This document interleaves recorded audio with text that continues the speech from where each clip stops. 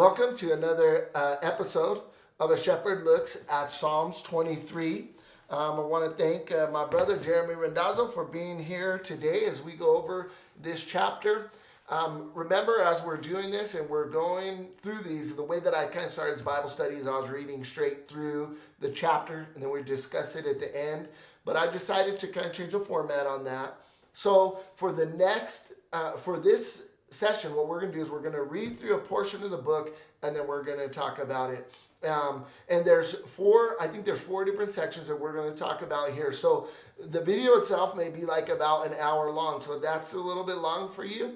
Split it up into two parts and watch it. But I want to encourage you, this is a very powerful chapter that we're going over. And you're going to hear some very powerful and relevant testimony today that is going to touch your heart. So thank you for joining us. We're going to start off reading in chapter 5. The title of the chapter is He Restoreth My Soul. This is what he writes. He says, in studying this psalm, it must be always remembered that it is a sheep in the good shepherd's care who is speaking. It is essentially a Christian's claim of belonging in the family of God, and such he boasts of the benefits of such a relationship. This being the case, one might well ask, why then this statement, He restoreth my soul? Surely it would be assumed that anyone in the Good Shepherd's care could never become so distressed in soul as to need restoration. But the fact remains that this does happen. Even David, the author of the psalm, who was much loved of God, knew what it was to be cast down and dejected. He had tasted defeat in his life and felt the frustration of having fallen under temptation. David was acquainted with the bitterness of feeling hopeless and without strength in himself. In Psalm 42:11, he cries out, why art thou cast down, O my soul? And why art thou disquieted within me? Hope thou in God. Now there is an exact parallel to this in caring for sheep. Only those intimately acquainted with sheep and their habits understand the significance of a cast sheep or a cast down sheep. This is an old English shepherd's term for a sheep that is turned over on its back and cannot get up again by itself. A cast sheep is a very pathetic sight. Lying on its back, its feet in the air, it flays away frantically, struggling to stand up without success. Sometimes it will bleat a little for help, but generally it lies there lashing about in frightened frustration. If the owner does not arrive on the scene within a reasonably short time, the sheep will die. This is but another reason why it is so essential for a careful sheepman to look over his flock every day, counting them to see that they are all able to be up on their feet. If one or two are missing, often the first thought to flash into his mind is, one of my sheep is cast somewhere. I must go in search and set it on its feet again. One particular ewe that I owned in a flock of Cheviots was notorious for being a cast sheep.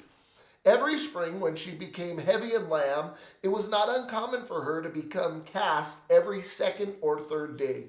Only my diligence made it possible for her to survive from one season to the next. One year, I had to be away from the ranch for a few days when she was having her problems. So I called my young son aside and told him that he would be responsible for her well-being while I was absent. If he managed to keep her on her feet until I came home, he would be well paid for his efforts. Every evening after school, he went out to the fields faithfully and set the old ewe so she could survive. It was quite a task, but she rewarded us with a fine pair of twin lambs that spring. It's not only the shepherd who keeps a sharp eye for a cast sheep, but also the predators. Buzzards, vultures, dogs, coyotes, and cougars all know that a cast sheep is easy prey and death is not far off. This knowledge that any cast sheep is helpless, close to death, and vulnerable to attack makes the whole problem of cast sheep serious for the manager.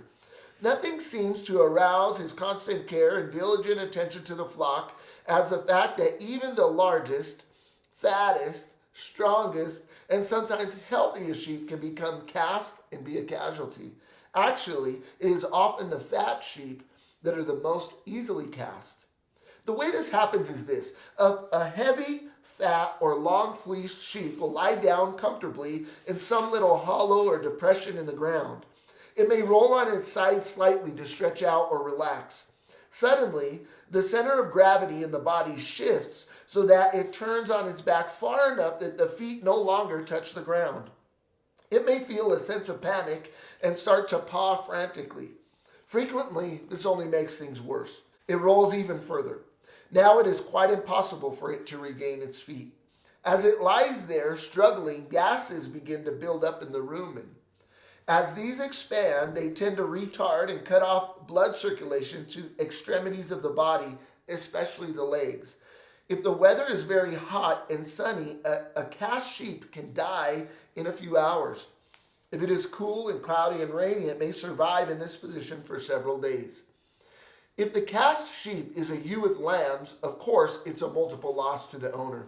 If the lambs are unborn, they too perish with her. If they are young and suckling, they become orphans. All of this adds to the seriousness of the situation. So it will be seen why a sheepman's attention is always alert for this problem.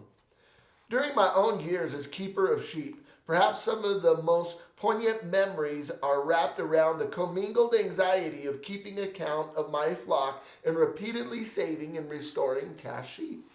It is not easy to convey on paper the sense of this ever-present danger. Often I would go out early and merely cast my eye across the sky. If I saw the black-winged buzzards circling overhead in their long, slow spirals, anxiety would grip me. Leaving everything else, I would immediately go out into the rough, wild pastures and count the flock to make sure that everyone was well fit and able to be on its feet.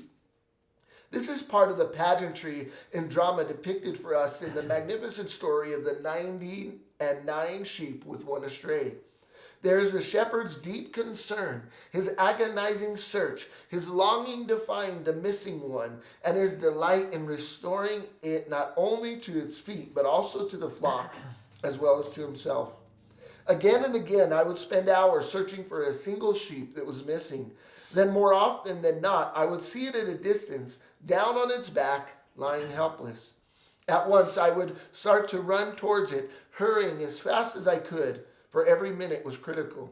Within me, there was a mingled sense of fear and joy. Fear that it might be too late. Joy that it was found at all. As soon as I reached the cast ewe, my first impulse was to pick it up. Tenderly, I would roll the sheep over on its side. This would relieve the pressure of gases in the rumen. If she had been down for long, I would have to lift her onto her feet. Then, straddling the sheep with my legs, I would hold her erect, rubbing her limbs to restore the circulation to her legs. This often took quite a little time. When the sheep started to walk again, she often just stumbled, staggered, and collapsed into a heap once more. All the time I worked on the cast sheep, I would talk to it gently. When are you going to learn? Stand on your feet. I'm so glad I found you in time, you rascal. Little by little, the sheep would regain its equilibrium. It would start to walk steadily and surely. By and by, it would dash away and rejoin the others, set free from its fears and frustrations, given another chance to live a little longer. All of this pageantry is conveyed to my heart and mind when I repeat the simple statement, "He restoreth my soul."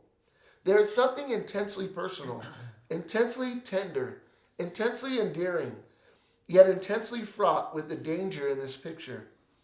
On the one hand, there is the sheep so helpless, so utterly immobilized, though otherwise strong, healthy, and flourishing, while on the other hand, there's the attentive owner, quick and ready to come to its rescue, ever patient and tender and helpful. At this point, it is important to point out that similarly in the Christian life, there is an exciting and comforting parallel here. Many people have the idea that when a child of God falls, when he is frustrated and helpless in spiritual dilemma, God becomes disgusted, fed up, and even furious with him. This simply is not so.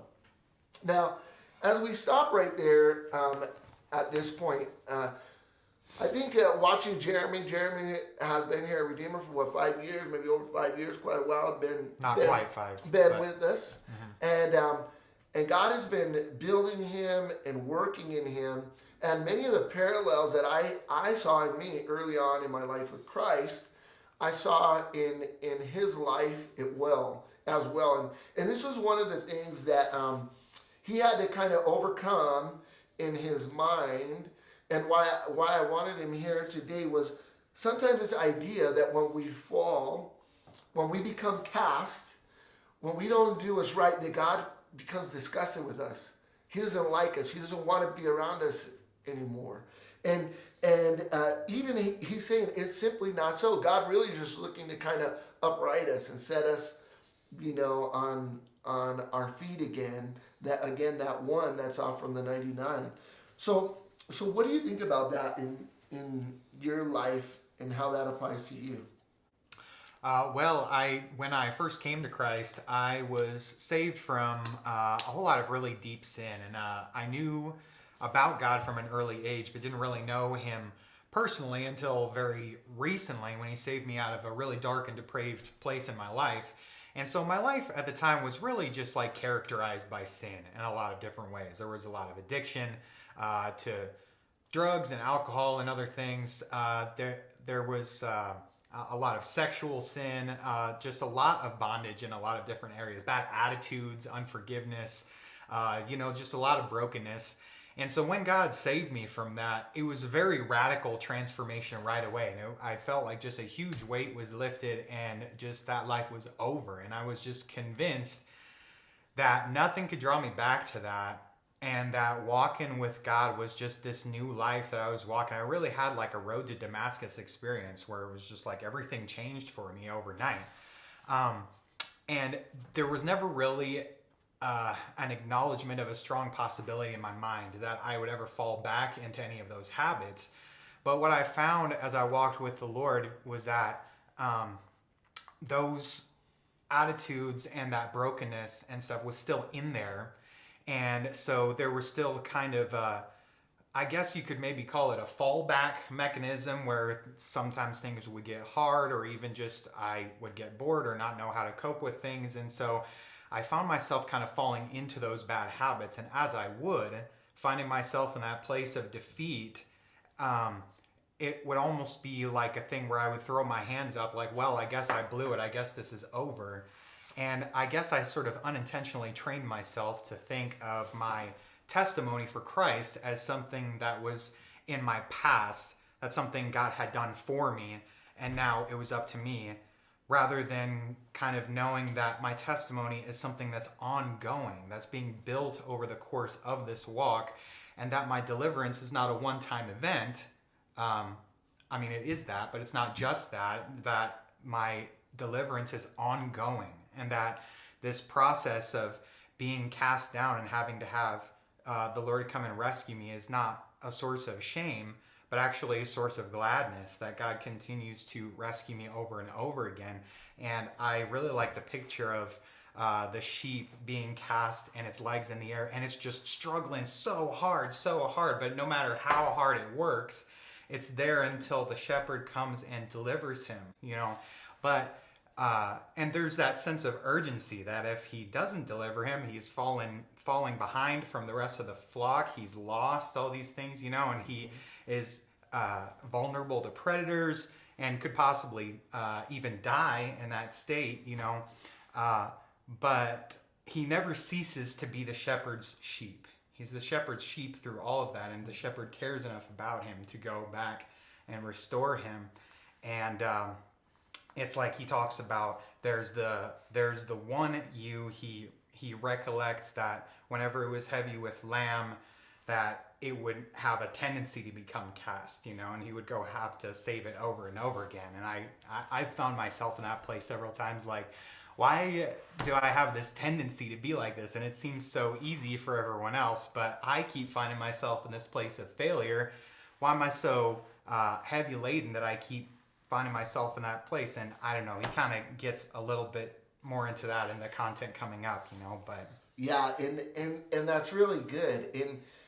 And see, the reason why we're sharing this with you is because this is real life, like our walk with Christ. This is a real thing that happens to all of us.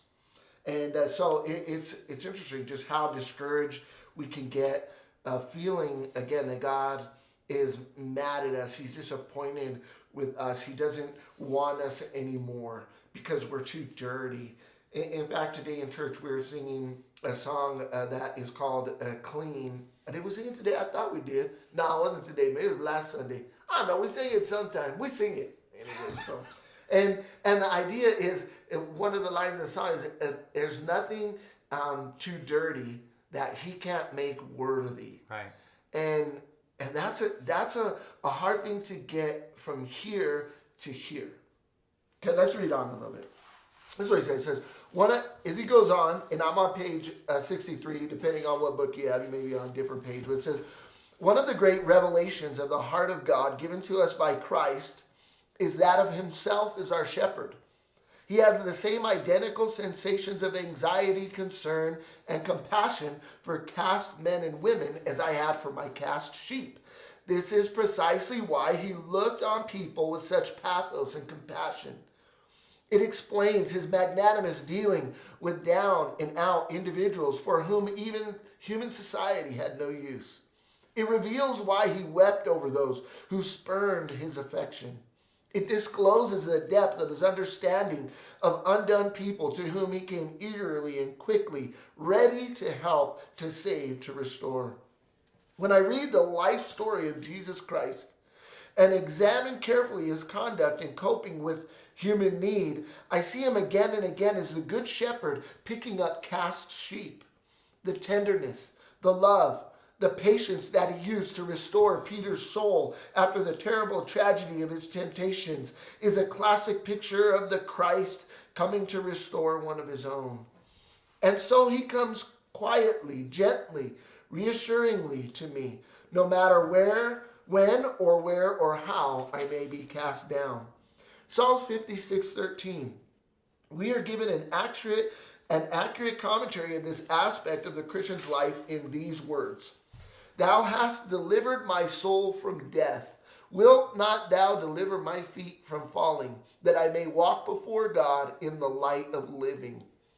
We have to be realistic about the life of the child of God and face the facts as they really are. Most of us, though we belong to Christ and desire to be under His control and endeavor to allow ourselves to be led by Him, do, on some occasions, find ourselves cast down. We discover that often when we are most sure of ourselves, we stumble and fall. Sometimes when we appear to be flourishing in our faith, we find ourselves in a situation of utter frustration and futility. Paul, in writing to the Christians at Corinth, warned them of this danger. Wherefore, let him that thinketh he standeth take heed lest he fall. 1 Corinthians 10:12. Admittedly, this may appear as one of the paradoxes and enigmas of our spiritual lives. When we examine it carefully, however, we will not find it too difficult to understand. As with sheep, so with Christians, some basic principles and parallels apply which will help us grasp the way in which a man or woman can be cast. There is first of all the idea of looking for a soft spot. The sheep that chooses the comfortable, soft, rounded hollows in the ground in which to lie down very often becomes cast. In such a situation, it is so easy to roll over on their backs. In the Christian life, there is a great danger in always looking for the easy place, the cozy corner, the comfortable position where there is no hardship, no need for endurance, no demand upon self-discipline. The time when we think we have it made, so to speak, is actually when we're in mortal danger. There is such a thing as the discipline of poverty and privation, which can be self-imposed to do us worlds of good. Jesus suggested this to the rich young man who mistakenly assumed he was in a safe position when in truth he was on the verge of being cast down. Sometimes, if through self-indulgence I am unwilling to forfeit or forego the soft life, the easy way, the cozy corner, then the good shepherd may well move me to a pasture where things aren't quite so comfortable. not only for my own good, but also his benefit as well. Remember the benefit of the shepherd. Okay, let's pause there again and look at this point. It's one of the great mysteries to me in walking with Christ. And I've experienced this in my life where at times I've had great victories in Christ. Maybe God used me in a fantastic way. I could sense his anointing, his power. I was like, oh yeah, I'm just walking, I'm living holy, I'm living righteous, I'm reading my Bible, I'm praying, I'm doing everything right. And then it seems like somewhere, out of nowhere, something comes and knocks me off my feet. Usually it's my own sin, my own selfish desires. And I remember, especially early on in my walk, feeling humiliated in these times. Like, how could I? How could I fall? God was just doing something amazing in my life. But it's one of the things that happens. Sometimes when we think we got this thing going, we tend to stumble and fall. And that's kind of what you're talking about, is like when you came to Christ, this was a hard, I remember that being a hard thing for you to get over. Was this idea like, okay, yes, I surrendered. Yes, I'm changing. Yes, I'm going to serve you, Jesus. I'm leaving everything behind. And then when these things came, it put you in a place of depression, feeling bad, not sure of your walk with Christ. Speak to that a little bit. Well, I think that there's a trap. All of these points, I think, are traps that I've fallen into in different sort of stages or seasons of my walk. But this particular one, there's a couple ways I kind of look at the comfort of this low spot that this sheep becomes cast in. Because certainly, like I mentioned, when I first got saved, I had a lot of confidence that this was it. I was kind of disillusioned with the idea that I would ever fall into sin again, and I really felt like that was not, I didn't really take seriously that possibility. And I put a lot of confidence, I think, in the conversion itself. I had comfort in that, because it was kind of like there were a lot of people who maybe grew up in the church their whole lives, and so they hadn't seen the other side, so to speak, or whatever. And maybe I put a little bit too much confidence in that I had already tasted and seen what the world had to offer. And so I just knew that I didn't want to ever go back there, which was true. But I think that because I had so much confidence in that when I would start slipping into it, I'm now questioning the conversion itself. Like, well, maybe the conversion wasn't genuine. Maybe, maybe I didn't really give my life to Christ if these things are still in my life. And it becomes this sort of cycle because you fall down, you hate yourself for falling down, you come back to God, he blesses you. You're like, all right, God, we got this. We're doing it again.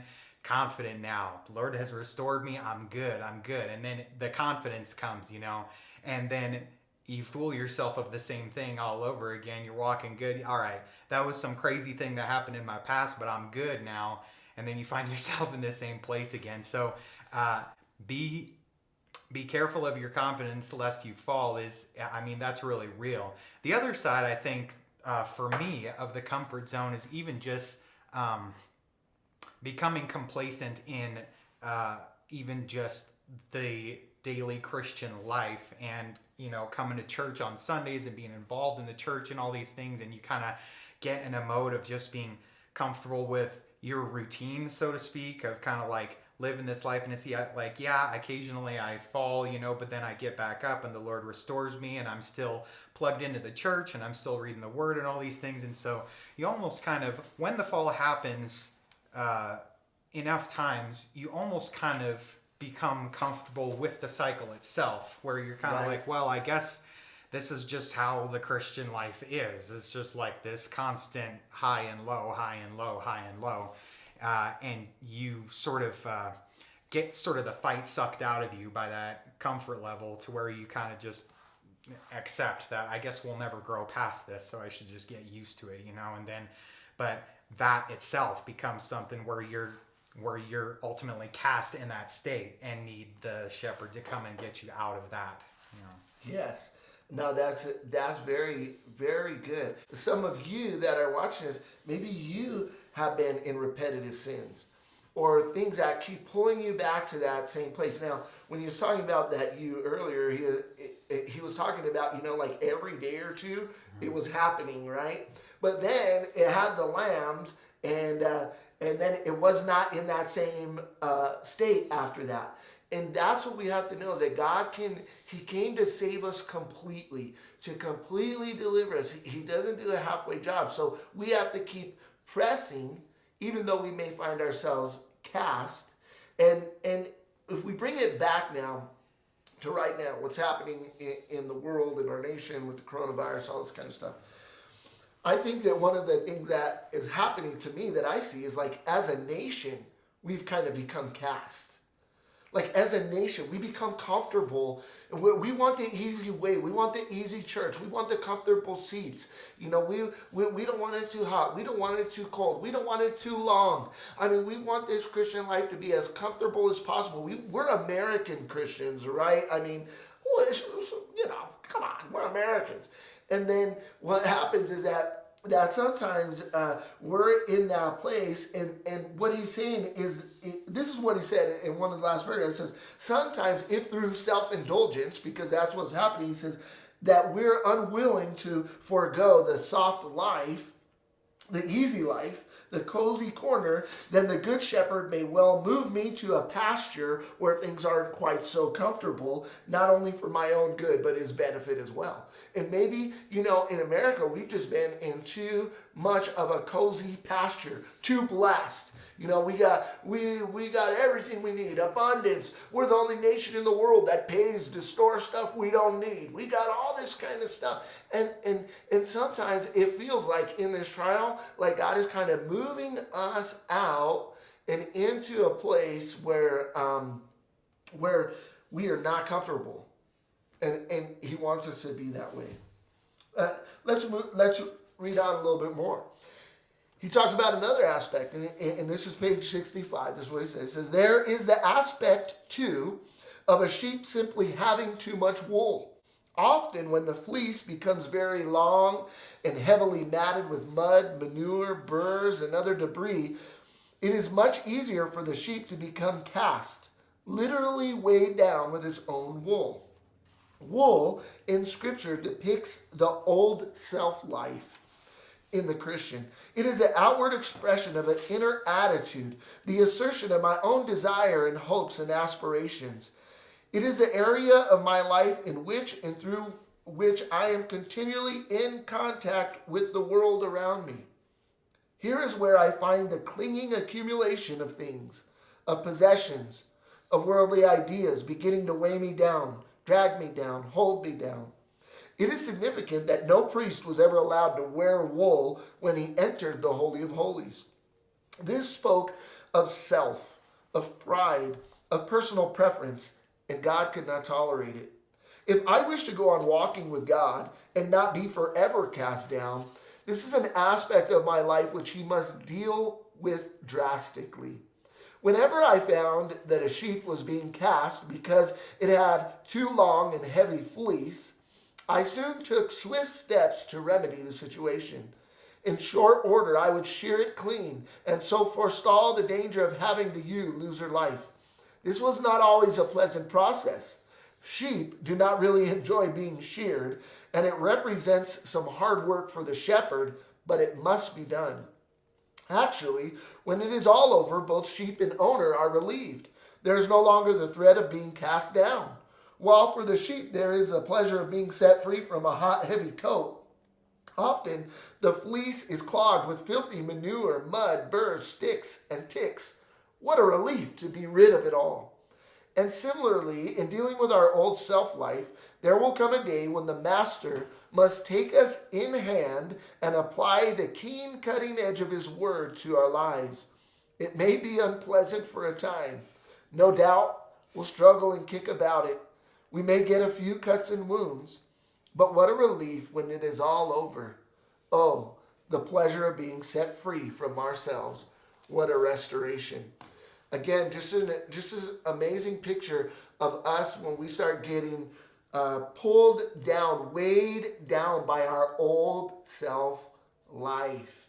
You know, when Jeremy, we're working through a lot of these things in his life, and I would tell him, you know, our biggest enemy many times is us. It's our own self. In fact, James says that all these temptations, all these things that come are desires that come out of our own hearts. And sometimes that self-life, those desires, those things of the world, they start pulling us back down. And then we turn to his word, because that's, the Bible says his word is that sword. It's that sharp knife, and it starts cutting those ideas off of us. What do you think about that? Well, I think in my own Christian life, this is something that I've really only recently begun to kind of acknowledge the gravity of how much it affected me. Because when I first came to the Lord, like I was saying earlier, there were so many things that were on the chopping block just right away. It was like drugs and alcohol, out of there. You know, all of these worldly movies and music and things like that I was filling my head with, I just knew that was just something I no longer desired. So it was chopped, it was out of there, you know. It was like I had some ongoing like flings and relationships at the time that it was time to cut off, you know, and there were just so many things that it was just like breaking things off. But there were still kind of my little sort of pet things that I didn't really see, I think, at the time, how much of an issue they were, that may have represented some pride and idolatry in my own life that I just hadn't discerned yet. And the longer that I hung on to those things, I think it was just sort of bearing a lot of bad fruit in my life, that I was trying to deal with the fruit of those things rather than dealing with the root of those things. So it's kind of like, I would kind of liken it, in the analogy that he gives here, I would probably liken it to trying to pick out all the ticks and the stickers and the manure and things like that from the wool, rather than just letting the shepherd shear all that wool off. Right, yeah, and now I'm not picking up those things anymore, you know. But like he says, that's not always comfortable. You might end up with some cuts, and you might be kicking and screaming the whole time the shepherd is trying to shear you, you know. But I'll just give kind of just a very practical example from my life and how this played out. And you know this, but I don't know how many people do, that I eventually decided this year I had to get rid of the smartphone and computer in my house, because it was leading me to bad places. It was leading me to laziness. It was leading me sometimes to sexual sin and to like some other things, you know, that I just felt like everything that I had tried to try to limit my exposure to those things that were falling me into sin, I would always end up rationalizing some kind of way to kind of get those things back into my life one way or another, little by little. It would always start small and then kind of grow. And it was something where I had to eventually come to a place where I had to admit to myself and to God that I just couldn't handle this temptation responsibly, you know. So I just had to obey the Lord and what I felt like he was telling me in my heart for a while to do, that again I was trying to rationalize away, that no, God doesn't really need me to do that, you know, that's like too extreme and stuff. That I eventually just obeyed, and I've been seeing a lot of great fruit from that in my life, even though it was something that was a really fearful decision for me at the time, because, and that might sound silly, but it was kind of like I had a lot of these plans and things wrapped up in like I'm a musician, and so someday it's like, oh, I want to someday honor God with my music again, and like I produce music on my computer, I'd like to keep it for that, or like I even like I have access to all my worship music and Christian music that I like on my phone. If I get rid of that, I'm not going to have a way to press in through music anymore and things like that. It's the only way I know how to get around. I mean, I need it for my job. Like I had this laundry list of reasons why I couldn't do, why I felt what the Lord was telling me to do in my heart, why I couldn't do that. But the bottom line is, I really like how he calls back to the rich young ruler, because Jesus, you know, the rich young ruler thinks he has it made. You know, he thinks he's in the clear. He's got God's favor. He's got salvation. He's got all things because he has the law, you know, and he's all good in his own eyes. But then Jesus calls him out and says, what are you not willing to give up for me? And exposes his true heart. And so I had to look in my own heart, like, what am I really not willing to give up for Jesus. And I think God kind of hit me between the eyes, like, do you want to keep fighting this fight, or do you just want to cut it off? I mean, Jesus says, if your right hand causes you to sin, cut it off and cast it into the fire. It's better to go into heaven with one hand than go into hell with your whole body, right? And I think it's kind of interesting. Jesus distinguishes the right hand. You know, your right hand is your dominant hand. That's the one you can use for all kinds of good. It's like, Lord, I need this hand to serve you, you know. But the truth is, that hand is continuing to lead me into sin over and over. And all these thoughts and aspirations and dreams and plans, like, oh, I'm going to serve you with these tools that I have, Lord. The truth is, I was just becoming cast over and over and over again. So I needed to make that tough choice. And sometimes you might be looking at the sin like, how can I deal with this pornography? How can I deal with this getting into fights with my wife? Or how can I deal with this, whatever it might be, with this laziness, this obesity, or whatever you might be falling into? And you might be attacking the symptom rather than the root problem. You know, what is the mechanism that's being used to get you there, you know? And it may be that the Lord is calling us away from some of these things that we may have good aspirations with, but the fruit is ending up being a rotten fruit. And so we got to deal with ultimately the hand that's leading us into sin. Oh, that's very, very good. And I like that analogy too that you gave of like trying to pick out all the sticks and all the manure. And then what God's trying to do is shear you, and you're like, no, don't shear me. Like, just I got this, God. Here, I'll just keep working on this. And then you can't do it. You can't do it on your own. You need His grace to come in and shear you.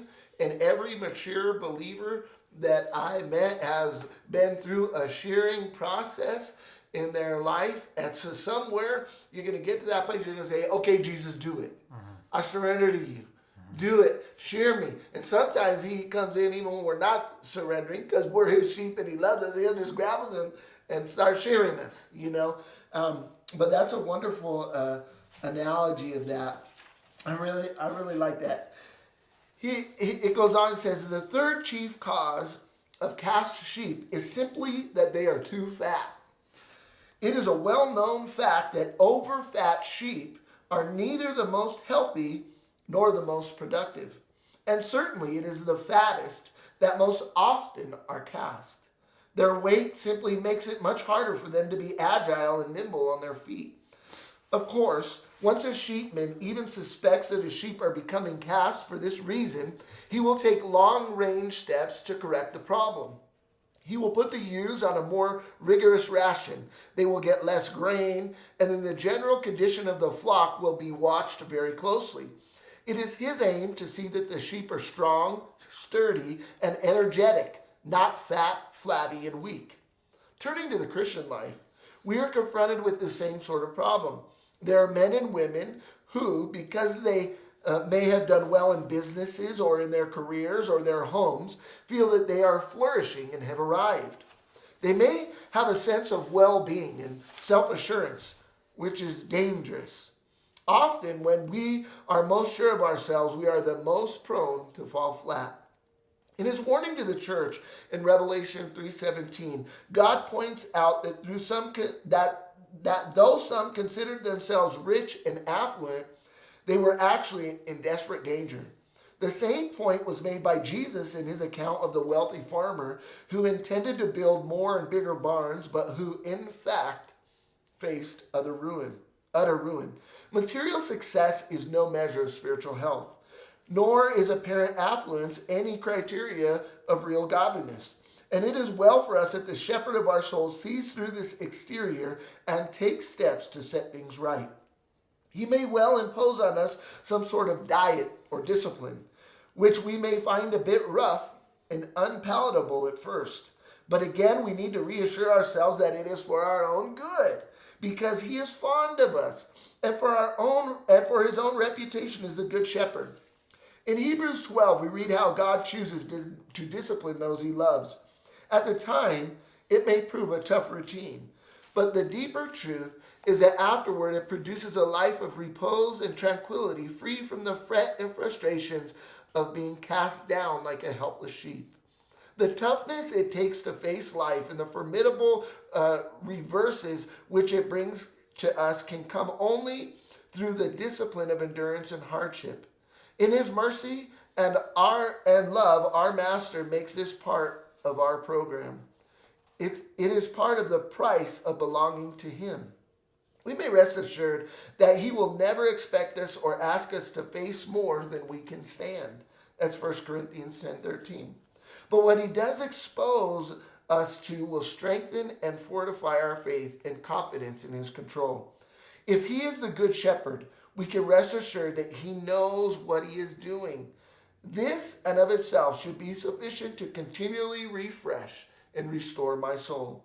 I know of nothing which so quiets and enlivens my own spiritual life as the knowledge that God knows what he is doing with me.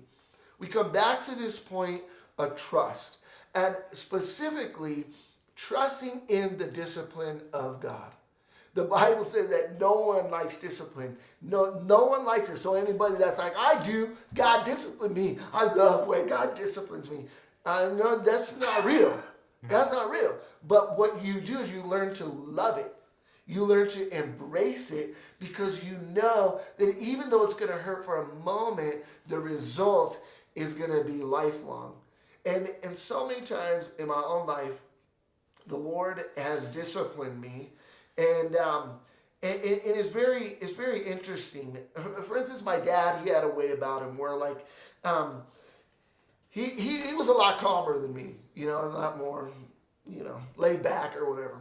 But there'd be times that I'd be talking to him and we'd just be talking really cool, real nice, maybe I'm complaining about my wife or something like that. No, none of you guys would ever do that. But, I'm telling my dad, oh my gosh, this is going on. And then all of a sudden he would say something to me. He wouldn't raise his voice. He wouldn't do anything. And it was like, it would cut me like right to the heart. And I was like, he just spanked me right now. But then he loved on me at the same time. And I was like, man, this is amazing. And that's what God does a lot of times. Is his discipline is not like a harsh, like he's taking a big rod and doing it. But it stings. It gets our attention and lets us know that he's working on us because he doesn't want us to be cast down. What do you think? What'd you say? Well, when I was reading this, because he doesn't spend too long on this point, but I think it's a very strong one, because when I think about the sheep becoming fat, I think about a loss of appetite, a loss of hunger. That because we can get to a place in a lot of ways, actually, in our walk, and I'm certainly guilty of this, and we probably all are in differing degrees, right? But we can get to a place where we lose an appetite for the things of the Lord because we are trying to satisfy that longing of our heart with the things around us, whether it be our family or our position at work, or like he talks about our finances, or just our other things, our passions, things that we love in this world, And so, like I was talking about earlier with just coming to church every Sunday and stuff like that, you kind of get to a place where it's like, well, I checked off that box, but then the real needs of my heart, the real longings of my heart are handled throughout the week when I'm going to work and when I'm dealing with my friends and when I'm getting my R&R time, and when I'm like, watching movies or TV, whatever it is that we're doing, rather than developing that spiritual appetite for the things of God and pursuing him in that. And when we get in that place, often we get so fat with the things of this world that we no longer find ourselves having much time for God. It's kind of like we still have intentions to seek God, but there was probably close to a year where I didn't read my Bible in my personal time at all in this walk. And I was just like, what's wrong with me? Lord, it's like I desire to be in your word, but I can't find the time. I'm like always tired from work, and when I'm tired, I want to relax. I'm not trying to think too hard, like all these things. And I find every excuse in the book not to actually like sit down and delegate earmarks sometimes specifically for God, because I had developed so much of an appetite for getting my satisfaction in other ways, even though ultimately it wasn't satisfying at all like the Lord is. Walking with the Lord is so much better and his blessings are so much better. And as he talks about here, the Lord, just like the shepherd putting the sheep on a diet in order to kind of lean him up and get him back to an appetite that is appropriate, the Lord sometimes needs to discipline and impose some of these things on us to get us back to a right appetite for him.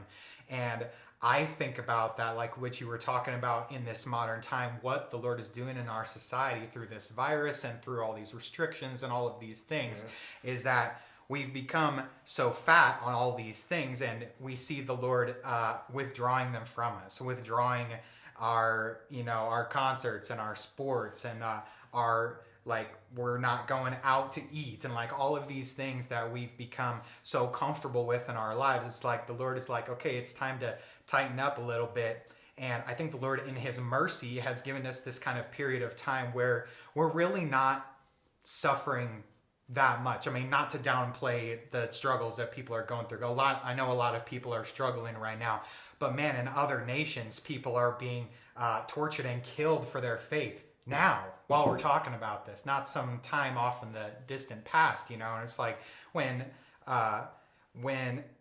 Paul was writing some of his epistles, it was like him and the churches that he ministered to were dealing with incredible adversity and incredible struggles, and they had a major appetite for God. And you could say, well, they were under persecution. We don't want persecution. No, we don't. We want freedom. But also, the trick, I think, is to maintain that hunger even in the times when you can satisfy it with everything around you.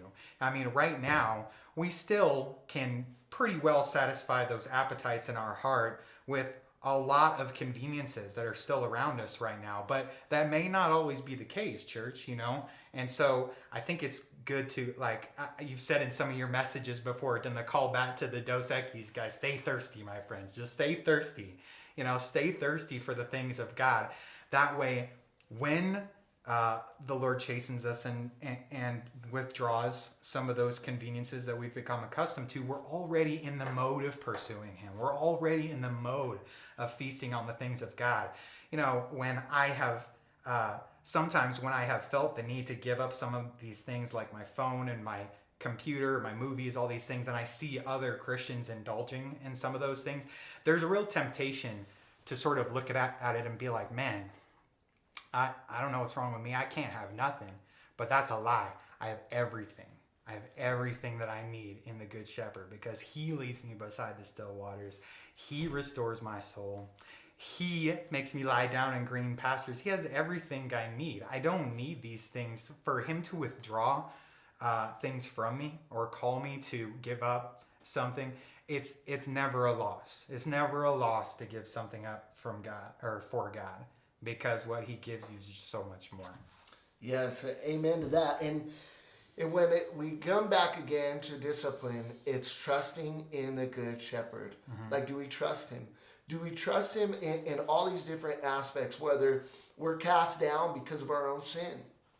And I like this analogy where he goes over to the sheep, right? And he gently gets the sheep to stand back up again. He sees the sheep stumbling, so he keeps working at the sheep until he stands back up again, restoring its soul. Or whether he's shearing us or he's getting us out of our comfort zone. We must pay attention to what is going on, because this is, like Jeremy was saying, this is directly referring to what's happening in our society right now. Right now, even though this book was written in 1970, it's what is happening right now. We have to know that God knows what he's doing with me. When he's disciplining me, I can take it. I don't have to be this American Christian, which he actually writes that in here. And he says material success is no measure of spiritual health, right? And again, we're going against a prosperity movement and prosperity teaching. He says, no, nor is apparent affluence any criteria of real godliness. See, God, it's not about how much we have. None of those things matter. It's about trusting the Good Shepherd to do his work in us, knowing he's going to lead us to what we need. He may have to change our diet, which, man, I hope he is right now. Like Jeremy is saying, with the sports, with all those things that are not available right now. Sports is just one, but there's many. Vegas being shut down. A lot of things that people feed on negatively are shut down. So let us take the opportunity, church, to feed on Jesus, on all that he has for us.